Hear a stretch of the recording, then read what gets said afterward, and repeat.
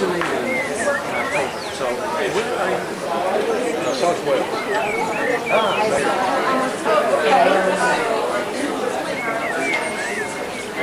Thank you.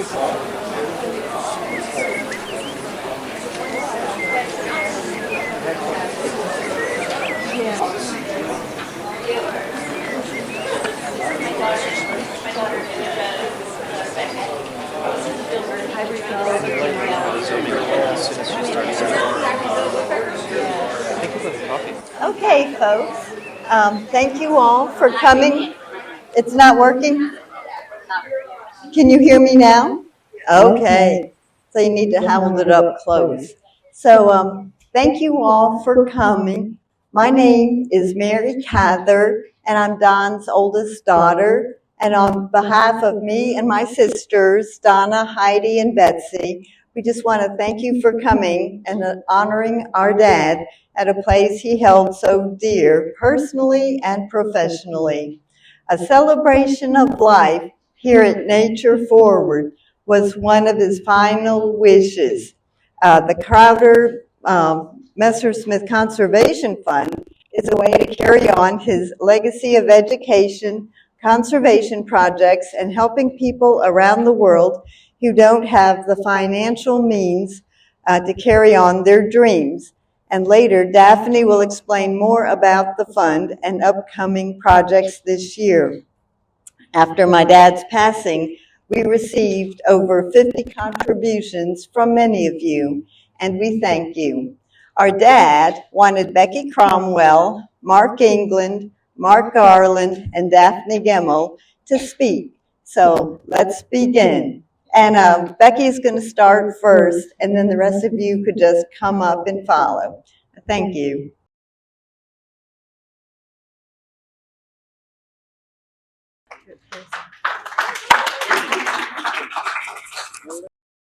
Thanks, Mary.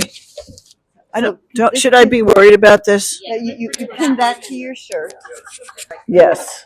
All right. Wow, it's great to be with all of you today. This is the Don Messersmith fan club. Before I start my remarks, I just want to preface with a few ideas. One is that I'm really grateful to Lisa Alexander and to Nature Forward for providing the space for us today, because I know this is a very busy season for weddings. So I know she must have done some, I don't know what you did, Lisa, but I'm glad you were able to make it happen, because this is where he wanted it to be, and it's obviously the perfect place.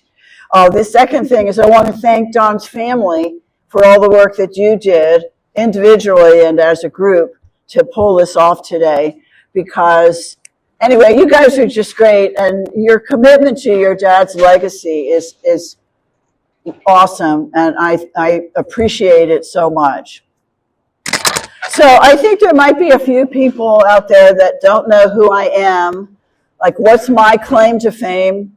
And I do have a claim to fame, which is that I had more meals with Don at Riderwood than anybody else did.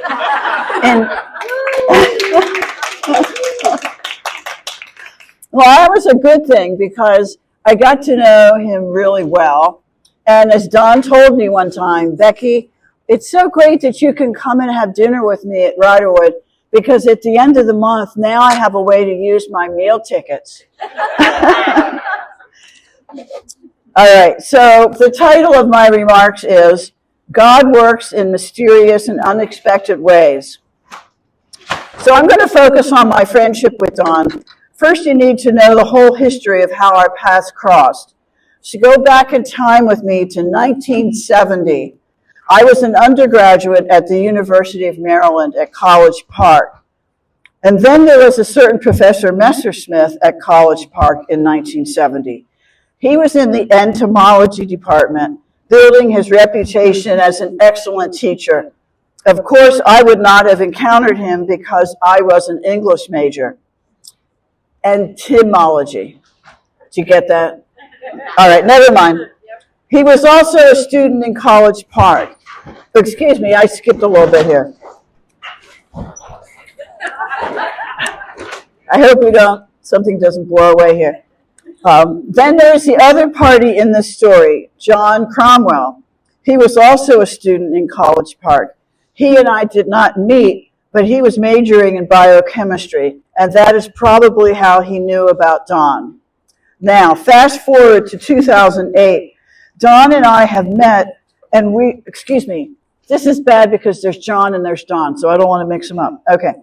John and I have actually met, and we are engaged. We discovered that both of us have always wanted to become birders, but somehow we never did. So John suggests we take classes at, well, I'm going to say A&S, but only because that's what it was called at the time, but it's now Nature Forward.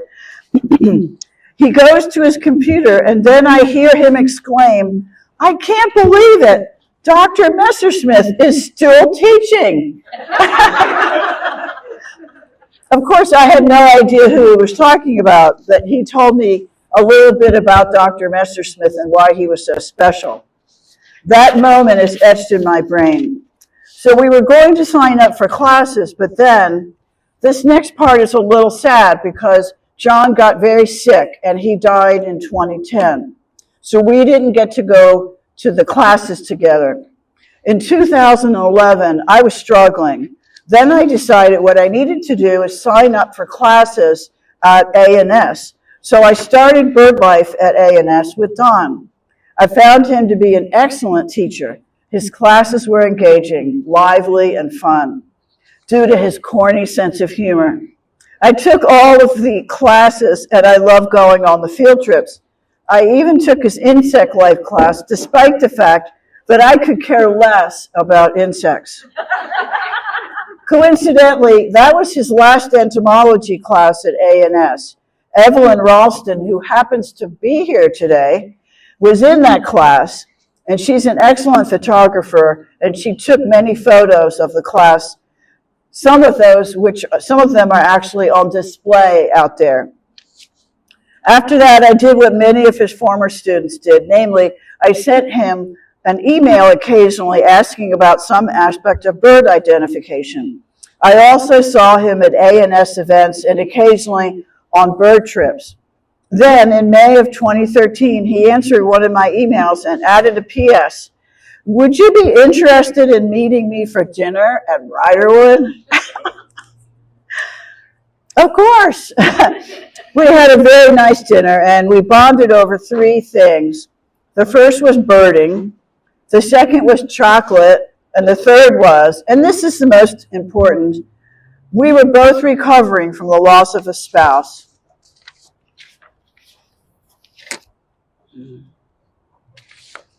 So it helped so much to be able to talk to someone who had been through the same thing. And that was the beginning of a beautiful friendship. So we got together frequently and even took a trip or two. I became Don's +1 at events here like Wood End After Dark. We had a tradition of having dinner together most Saturday nights at Riderwood. But there were a couple of weeks in a row where I couldn't join him, so he sent me an email with this attachment. Can you see the, all right, so, okay, so this is like Exhibit A of what our friendship was like, all right? Exclusive announcement. The University of Avian Instruction and Bird Identification announces its limited spring term class. Number 1, waterfowl identification. That's an inside joke because I really wasn't into ducks, and I didn't want to go birding when it was cold. Okay. Tuition rate for each class, $800.05, based on one 80-slide carousel at $10 per slide. And 5 cents to put the slides in the carousel.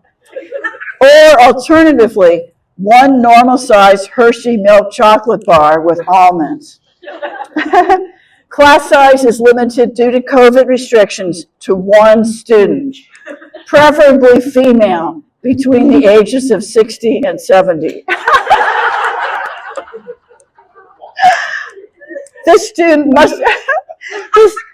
can't believe this. This student must be a resident of Silver Spring, Maryland. Prerequisites. No previous experience with birds is required, but some knowledge of what a bird is will be helpful. The instructor will administer an impossibly difficult final exam, noted for its universal unfairness. Or the student can have a dinner date with the instructor following successful completion of the course. Successful means looking at each slide. So I just love this, and I didn't find it. It was in my email, somewhere deep in my documents on my computer, and thank goodness I found it again, just in time. Now, all joking aside, Don was one of the best friends I've ever had. The qualities he brought to our friendship should be recognized by all of you because he was always himself, consistent, steady, and kind. He was also loyal, patient, affectionate, and a really good listener. Don knew me really well, but he loved me anyway. I'd like to end with a poem, and this is by Maya Angelou, and it's called When Great Trees Fall. Got to make sure I got it right here.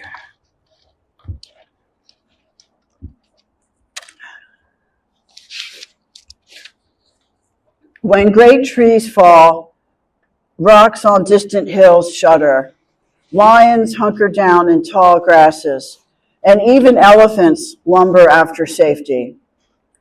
When great trees fall in forests, small things recoil into silence, their senses eroded beyond fear. When great men die,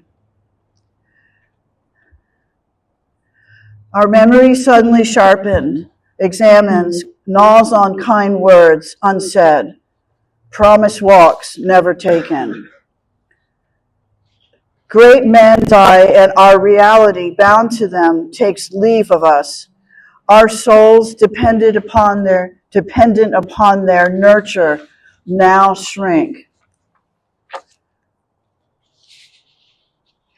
Our minds, formed and informed by their radiance, fall away. And when great men die, after a period, peace blooms slowly. Our senses, restored, never to be the same, whisper to us, they existed. They existed. We can be better, for they existed. Thank you.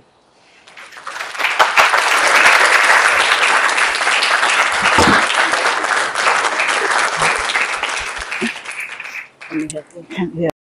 All right. Good morning. I'm Mark England. Can you hear me? And closer, even closer? Okay.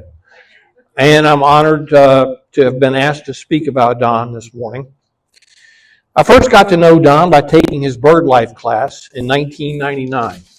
It was a 10-week night class held in his old University of Maryland entomology classroom and part of the Natural History Field Studies program, which still continues here at Nature Forward. Right away, it was obvious that Don was a very approachable sage on the stage, giving informative slide-filled lectures interspersed with his special brand of humor, a subject I will get to shortly. In 2001, I took Don's more advanced ornithology class. Near the end of the term, Don unexpectedly announced that he had to retire from teaching his 2 field studies classes. He asked if anyone was interested in teaching them, and for some reason, I tentatively raised my hand. Don looked intently at me for a moment and said, "Yes, you could do it." So to my great surprise, I was suddenly on the way to being a teacher in the USDA ANS graduate school program. I worked with Don as an understudy for a few years and helped with the many field trips before taking over bird life fully in 2005. In the meantime, as many here know, Don soon reversed course and decided to unretire, and more than once, after consulting with his wife Sherry, I'm sure. I'm guessing there were at least two reasons behind his unretiring. First and foremost, that he loved teaching, and second, that he wanted to set the record for the most years teaching in the USDA graduate school, a goal he had mentioned more than once. Since Don was determined to do it, I'm sure that he got the longevity record, which I believe was around 52 years. In the 2-hour bird life class sessions, Don covered many topics, such as parts of the bird, special adaptations, habitats, migration, extinct and endangered birds, and much more. When I took over the class, I closely followed Don's syllabus, and every year would ask him to guest lecture on extinct and endangered birds near the end of the term. I knew the students looked forward to hearing from the legendary Dr. Messersmith, whose name they had heard so many times. So I would introduce him with a short recitation of some of his many academic and birding accomplishments, and then usually head home. Over the years, he and I would occasionally trade off teaching of each other's classes when one of us was going to have to miss teaching that night, but we always kept things even. Before there was any PowerPoint, which, not surprisingly, Don later mastered, he showed many slides, mostly his own, to illustrate the night's handouts. Luckily, he had that clear, strong speaking voice which could be heard above the noisy fan of his old carousel projector. His lectures in the semi-darkness were a pleasure to hear, particularly for the students who knew that they were only responsible for one written paper about a favorite bird and a take-home exam at the end based entirely on the handouts. As his former students here will remember, Don had a relaxed, seemingly effortless teaching style and would frequently interject fascinating stories about some bird that he had seen on one of his many trips to 118 countries. To me, he welcomed questions to some extent, but not so many as to interrupt the flow of that night's lecture. He could be tactfully curt at times answering a question, slightly impatient to get back to his slide lecture so as to finish on time. Over many years, Don had mastered the art of fixing the often stuck slide projector in the dark, or rearranging the slides that were out of order. He had also devised a color-coded slide organizing system with magic marker dots on the edge of his slides, fully decipherable only to him as far as I know, though Heidi had some inkling of how it worked. Complicated, believe me. Despite the student questions, projector issues, and his own asides, Don always got the lecture done by 9 p.m. He was simply a master of pacing, rarely referring to notes or checking his watch. On the lighter side, and as we all know, Don enjoyed making people laugh. So usually in the first or second class, he would bring up his age.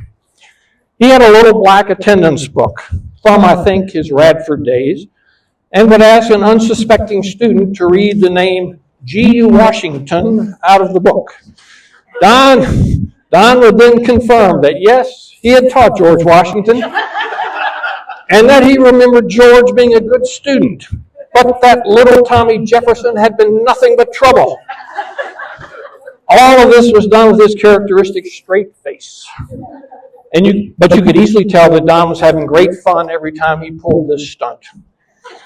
Along these lines, Don had two bird mnemonics that he loved to relate. One concerning the two look-alike warbler species called water thrushes, the northern and the Louisiana. As the birders here know, these birds are hard to tell apart, but they do prefer different habitats. In a serious voice, Don would say, for the northern water thrush, think cold, rushing mountain streams like in New England. For the Louisiana water thrush, think slow-moving water like bayous and swamps. Got that? Now reverse it.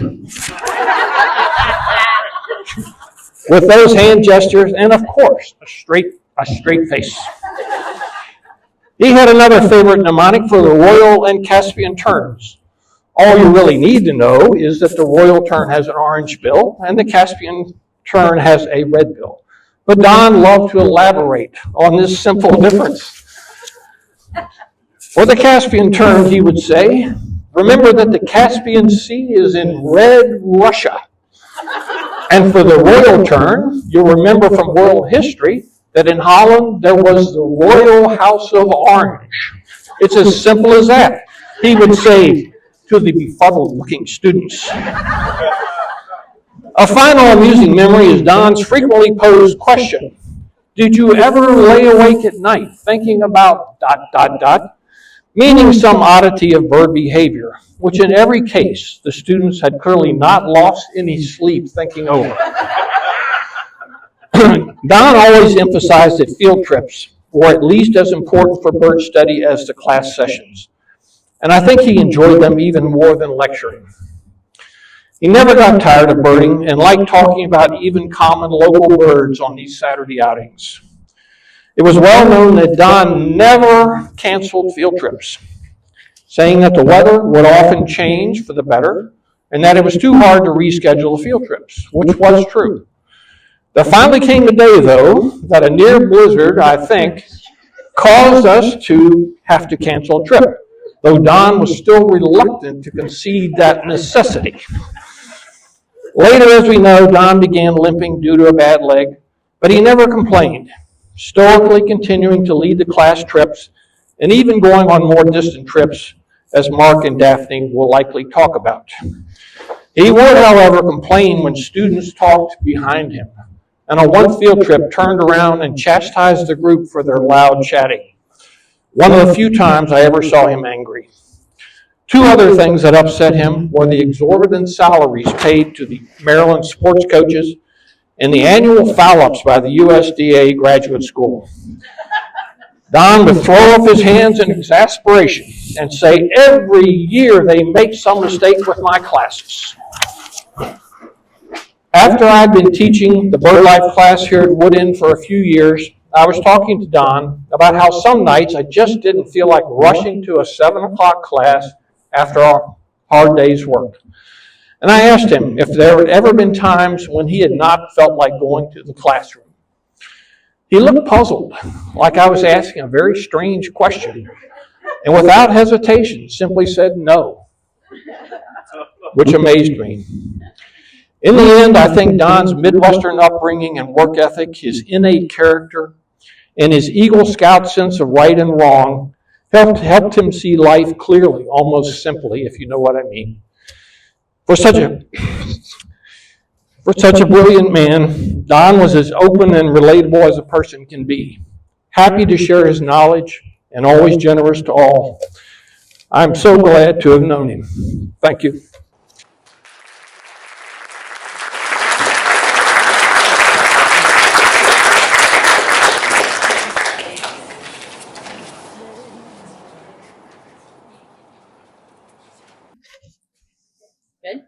Test. Sort of hear myself twice. But anyway, I had a flashback when I came in here this evening. A few years ago, folks here, Nature Forward Audubon Naturalist Society at the time, had the incredibly poor judgment to award me the Paul Barch Award, which Don Messersmith also received. And I remembered that there was a group of people sitting out there, and Don had to sit right off to the side where he got a perfect view of me and vice versa. And that was a really special moment. So I have a brother who's 9 years older than me. And as a child, I absolutely adored him and wanted to be like him.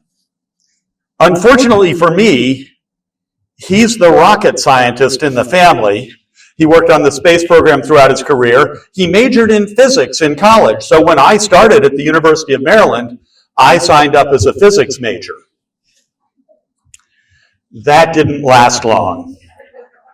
Freshman physics for majors was a class filled with geniuses. And heck, the professor's name was Einstein. This is true. Not that one, but you know. And when I got a 21 on the first exam that he said was a fair exam, I knew I was in the wrong place. I waited in line for an hour at the administration building to officially switch my major to undecided. Now, my family lived too close to campus for me to qualify for on-campus housing, but it was a half-hour drive each way, not to mention the 15-minute walk from the freshman parking area, Lot 4, some of you remember that, to any part of campus. So when I had 2 or 3 hour breaks between classes, I'd often just stroll around campus, in and out of various buildings. One day I walked into Simon's Hall, and a display case there stopped me in my tracks. The case was filled with insects collected from around the world, and in the case was a mounted specimen of a huge walking stick insect, the cousins to mantids and crickets. And at the bottom of this specimen case, there was a photo of a New Guinea chief in full regalia, shaking hands with a tidy, dare I say, professorial gentleman. The adjoining caption read, "Presented as a special gift to Professor Donald H. Messersmith, the leader of the American tourists, by Councillor Wamugal, a Chimbu chief at Mindima village near Kundiawa, New Guinea." Wow. Now, I've written about this encounter and told the story many times. Many of you may know it. But I thought it was worth repeating today because that display was one of the coolest things I'd ever seen. And clearly, this professor must be one of the coolest people in the world. Of course, that part was right. I swear that moment was an important part of the motivation that triggered dreams of studying biology, studying nature, and maybe, just maybe, even having a chance to travel to other parts of the world. Something I never dreamt possible as a child. Now, it didn't take long before I learned that Dr. Messersmith taught the introductory entomology course, which friends told me was a challenging course, but very fair and worthwhile. And they raved about the lectures. Dr. Messersmith gives the best lectures, always very clear, always very interesting, and always very fun. I took that class, and I found it to be everything my friends described. Fascinating, but tough enough that I only managed to be. It was during that class, I believe, that I learned that Dr. Messersmith also was a teacher in the ornithology class, and that he led free bird walks every Thursday morning at 7 a.m. at the golf course at the edge of campus. Anyone else out there a veteran of those bird walks? Yeah, no surprise. No surprise. I wasn't a birder, and like many young people at the time, I didn't have a very good impression of bird watchers, stuck on the New Yorker magazine caricature of birders being little old ladies in tennis shoes. But a friend had started birding and urged me to try it.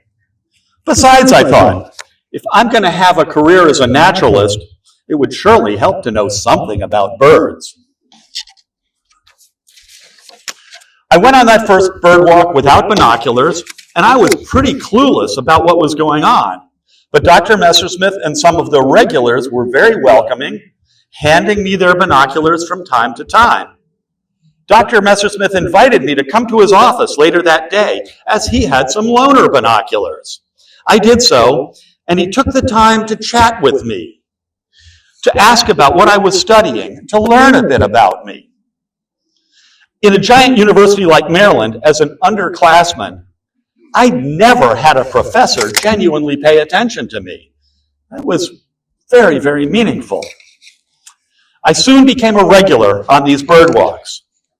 We birders like to talk about spark birds, certain experiences with birds that really spark an intense interest in birds. And I clearly remember one bird walk that Don led, where two birds that we saw just blew me away.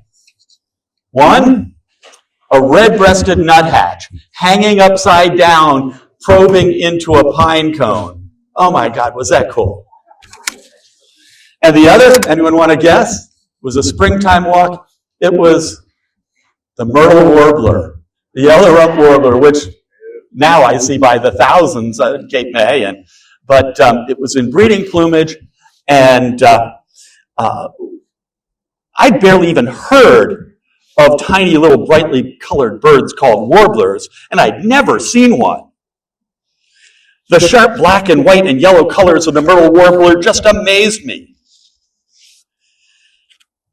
Even though I see thousands a year probably, everyone reminds me of that spark moment, and they also remind me of Don Messersmith.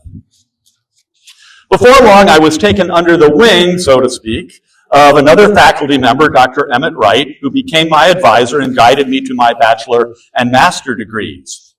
I worked with Dr. Wright in a graduate assistant in something called the Science Teaching Center, where Dr. Messersmith gradually got more and more involved.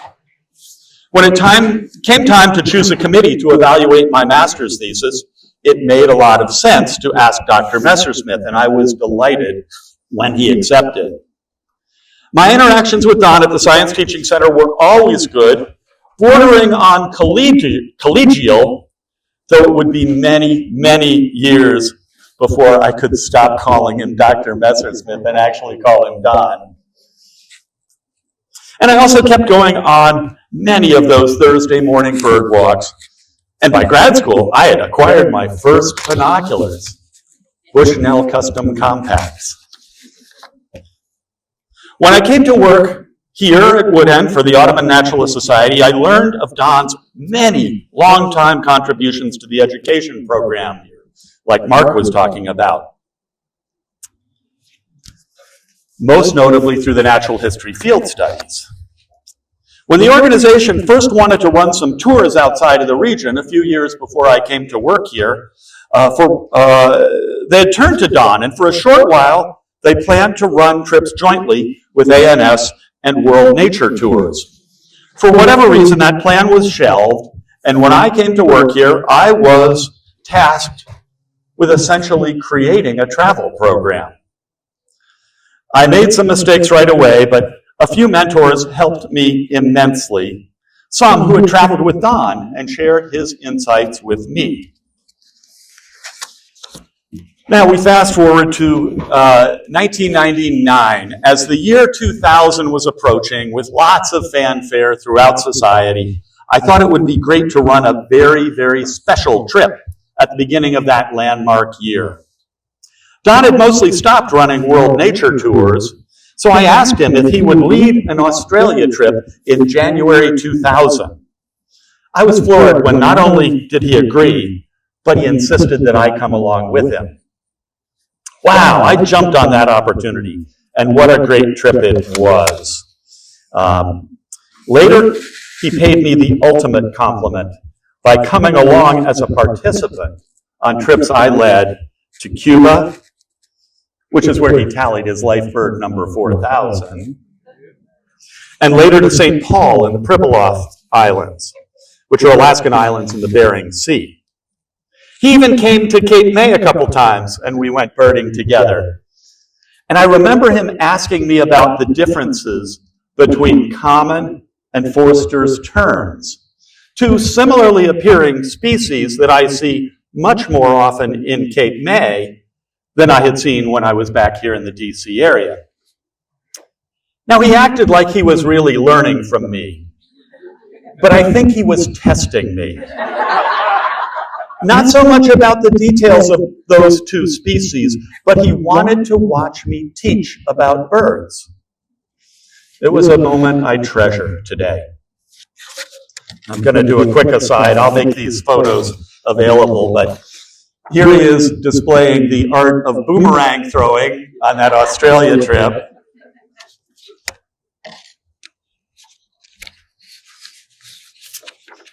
Here at the Cueva de los Portales in Cuba. This was the day after he'd tallied number 4,000. Here up on St. Paul Island in Alaska. And here I am with Don up there on St. Paul Island. And Daphne, notice the matching Big Pockets jackets?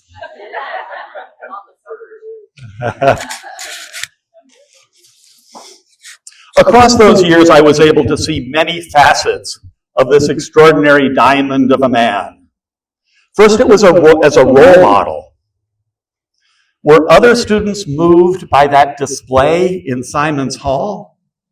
I imagine so, but I know that countless students interacted with him in ways that served as a model for the ways they wanted to lead their lives.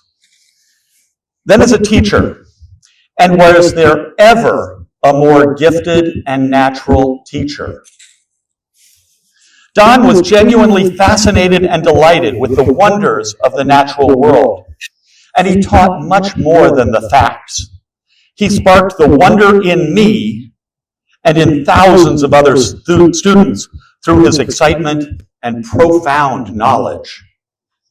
As I grew to know him more, I began to see the remarkable character of this man.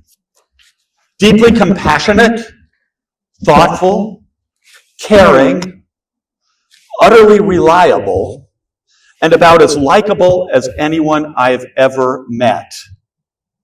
And so much more, an innovator in the field of nature tourism, a force for conservation around the world through his fundraising, and his insistence on supporting small projects that do big work in all corners of the globe. There must be hundreds of projects now supported through the Crowder Messersmith funds, which grew out of the World Nature Association. Every one of us is better because we knew Don Messersmith. His legacy is massive.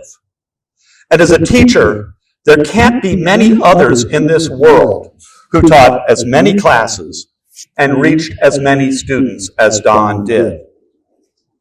Add to that his pioneering work in the field of nature tourism, his philanthropy, his kindness, and parts that I never really got to see, but I've learned about in the celebrations of his life, his deeply passionate commitment to his family and his church. Thank you, Don. Thank you all who were part of his world and who are now part of his legacy. And I've got one more thing I want to show you.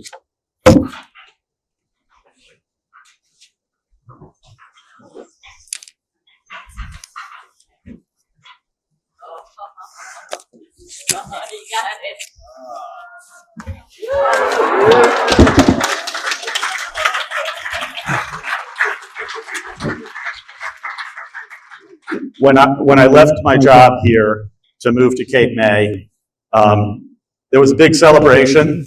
They were so happy to see me go. And Don gave this to me.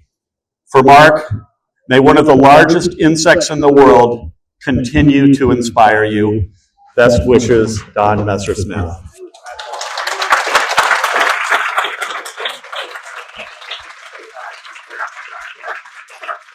If the family really wants this, I'd give it to you, but I'm sure happy to have it.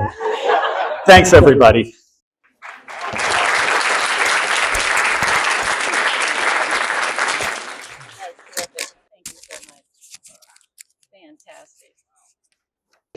Okay. Boy, hard act to follow being the last one of the four speakers. I could probably tell you all the stories you've heard from others. I'm a former student of Don's. In fact, my first class with him was at the Smithsonian back in 1978. And that class, not only did I become good friends with Don over the years, but Joy Asa, who was here, Bill Murphy, who was here, Bill Young, who was here. We were all part of that early class in 78, and we're still friends today. And I think that says so much about Don and his students, that you form everlasting friendships, not just over birds, but over natural history and life in general. Also being the last one, I sort of have the more serious closing for the day, was to talk about his legacy. There have been references to the Crowder Messersmith Fund, and I was asked to maybe say a little more about that, because probably many of you have heard about the Crowder Messersmith Fund, but may not know the origins or what it's, some of the specifics of what it's doing. So this will not be humorous. We're ending on a more serious note. The Crowder Messersmith Fund, it honors Crowder, Wilbur Crowder, who was a good friend of Don's and was the one who got Don into doing nature tourism and into all his travels around the world. And when Crowder died, he had no children. He left his estate to Don to do as Don would know that Crowder wanted him to do. There was no will. Don just had this vague guidance of what to do with this chunk of money that he had. And being the honorable person he is and was, that he set aside to create the World Nature Association and to start a grant program that would fund conservation advocacy in developing countries for groups that are just starting out who no one else has funded. And that has led to an incredible number of amazing stories of how this fund, which was only at that time giving $2,000 to a grantee, has made an incredible difference in many people's lives who went on to become very responsible leaders in the environmental field. One of them was Rosemary Nam, who some of you may know, who's a parrot expert. We gave her her first grant when she was studying Bahama parrot, and she went on to become the world leader and expert in parrots in general. That was just one. One of my more favorite stories is this grantee was Papua New Guinea, and he wrote the grant by hand at candlelight, gave it to a runner, who took it to a canoeist, who took it downriver to a boat person, who took it downriver to an airplane, and eventually, like 3 months later, it got to Woodend. And we eventually funded this person, and that whole trip repeated itself back to the grantee, and he went on to become Conservation International's in-country expert for Papua New Guinea. And could go on and on with many stories of how these grants really made a difference. And so we're continuing that. I think it was about, I can't remember the date. Don, who had been chair for life, decided that he was going to turn the fund over to what was then the Audubon Naturalist Society. And I then became chair for life of the committee that gives out these grants now. And every year we are now funding anywhere from 5 to 12 small grantees around the world. I think now we've funded something like 75 different countries. We fund everything from snakes to birds. And we even have challenges, like right now, our top grantee had a proposal for toads in Iran, but Iran's a sanctioned country. So we're trying to figure out, apparently he has a certificate from the Treasury Department saying he can accept U.S. funds, but we can't find anyone in this country who seems to know that. So we may not be able to get funds to him. Another grantee that we really liked in South Africa, when we went to send funds to him, turned out he was on a private sanctuary that the billionaire that had the sanctuary was on the sanction list, and we weren't able to send funds. So there's always little wrinkles as we try to disperse this money. And this will go on. I want to thank ANS/Nature Forward for having a home for it. I want to thank many of you who have contributed. And I know that Don would be pleased that we're continuing to find these amazing people who do absolutely amazing things for so little money and then go on to become leaders in the field. He was a leader in the field. I think we all recognize that, and he's sorely missed. Just recently, I was in Vietnam birding, and I had a very special situation, the kind of thing that I'd come back and call Don and say, oh, you can't believe what I did or what happened and what birds I saw. And then it dawned on me, I can't do that. So I'm sorry to end on a little sad note, but I think we're all a little sad about his passing. I want to thank you all for coming, and may his memory live on.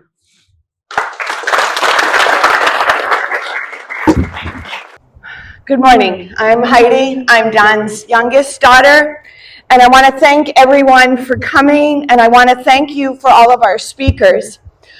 My dad was very meticulous, and he had a long list of who should receive what, and it includes many of you. And so we have specific gifts that my dad asked you to receive. And so as thank you, Becky, we're returning George back to you. Thank you. George is the robin that visited my dad on his front porch for 7 years, and this is a painting that Becky had done of George, and we're returning George. This is for Mark Garland. Mark, this is along the lines of the walking stick. It is a spiny babbler from Nepal.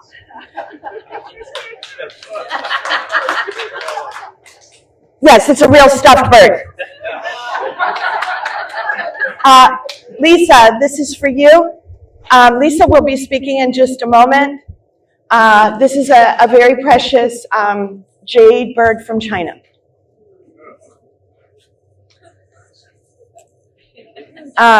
Mark, don't compete with the other Mark, okay? Yours are actually wooden birds, but also from China. And he has many, many birds. And the note said, Mark gets first pick.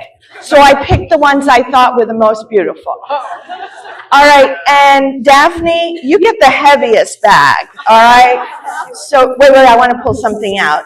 So this apparently is from one of the people that you supported. It's a stool. This is the cover of the stool. And so he would like you to have the three-legged stool, along with books that you lent him that he didn't have time to return. Do you have any idea who this came from? I can look it up for you later. Okay. Yes, but it's one of the people that were supported.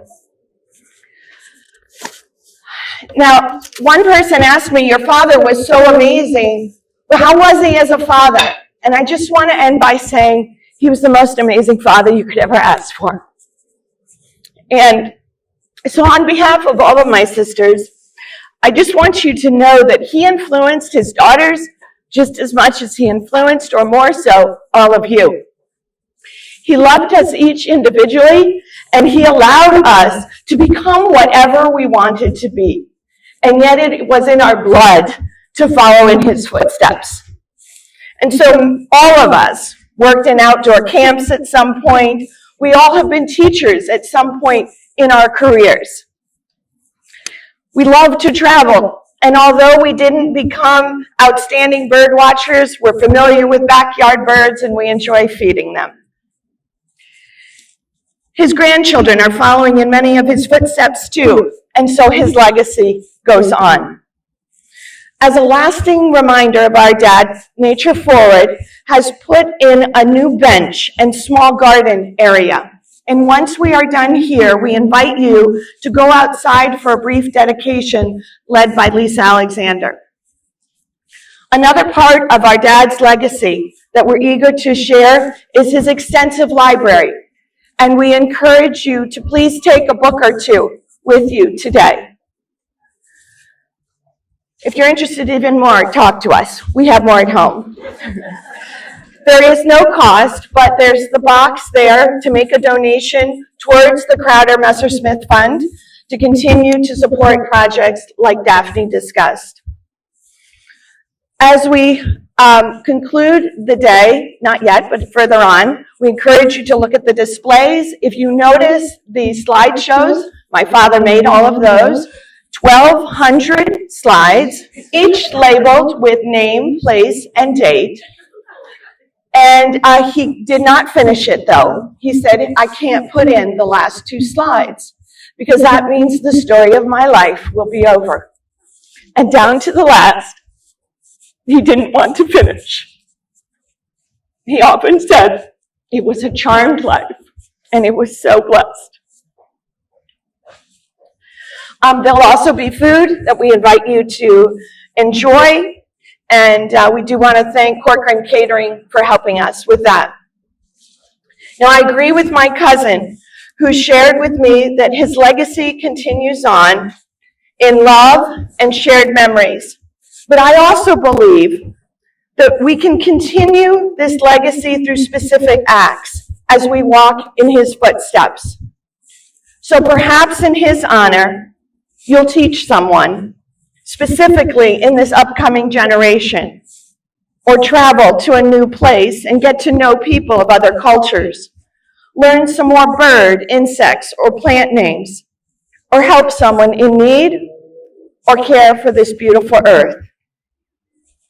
Each of us will go our own way, but each person can carry on his legacy.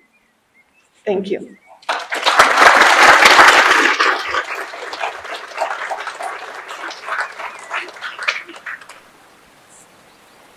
So at this time, we invite you to maybe grab your coat and head towards the bench. It's kind of on the other side of the building. And we'll hear a few words from Lisa, and my sisters will close.